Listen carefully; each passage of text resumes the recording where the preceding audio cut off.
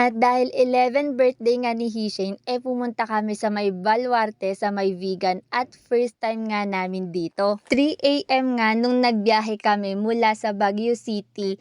Tapos nag-breakfast naman kami sa may San Juan, La Union, at eto nga yung birthday girl namin. Mga bandang 8 AM na nga ng umaga nung nakarating kami sa may Baluarte, at yung aso nga namin na dala-dala uhaw na uhaw sa biyahe. Plano sana naming ipasok yung aso sa loob ng zoo, yun nga lang hinarangan kami at sinabihan na bawal daw yung mga aso at pusa sa loob.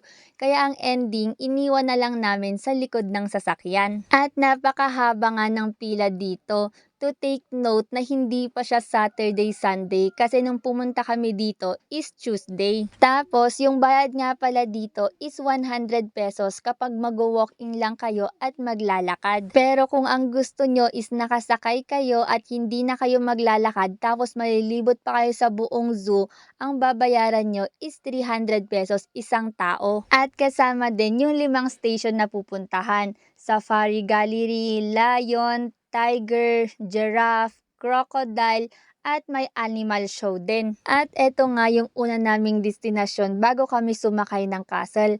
Makikita dito yung camel, ostrich, usa, may mga kabayo at kambing din. At habang naghihintay nga kami na tawagin yung number namin, nagpa-picture muna kami sa mga animals na andito. Andito nga lang sila sa my ground, palakad-lakad. At yung shuttle nga na sinakyan namin, may kasama kaming isang grupo kasi nga 5 lang kami. At bago nga kami pumunta sa destinasyon namin, ang unang madadaanan is etong signage ng Baluarte, tapos yung mga dragon, at pwede kayong magpa-picture din dito.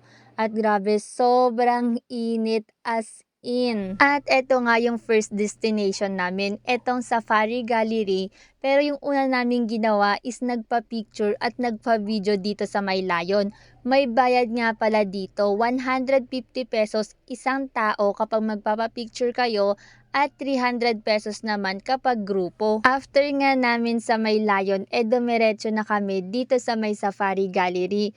At ang makikita nga lang dito is yung mga ribulto at estatwa ng mga animals.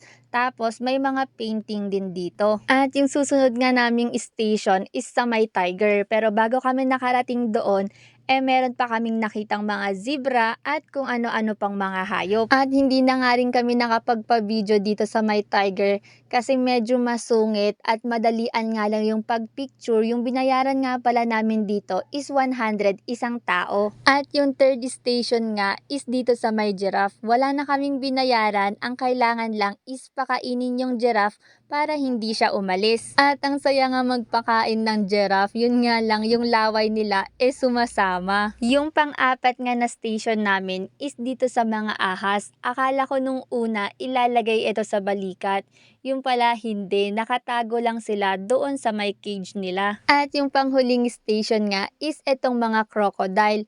Pwede kayong magpa-picture dito, yun nga lang hindi sila pwedeng lapitan o dikitan at may malaki ngang nakaharang dito kasi nga delikado. Malay nyo, bigla kayong sakmalin, di ba? At eto, hindi nga namin naabutan yung animal show. Pero yung mga ipinakita lang dito is yung iba't ibang klase ng mga ahas. Para ito sa mga nag-walk-in at nagbayad ng 100 pesos. Kasi kapag 100 pesos lang yung binayaran, hindi ka makakalibot sa 5 station. At eto, tapos na nga kami at nag-enjoy talaga kami dito sa may Baluarte. At eto yung aso namin, hindi siya nawala sa likod ng sasakyan kasi nga tinago lang namin siya doon. At yung next na destination namin is sa may Paway.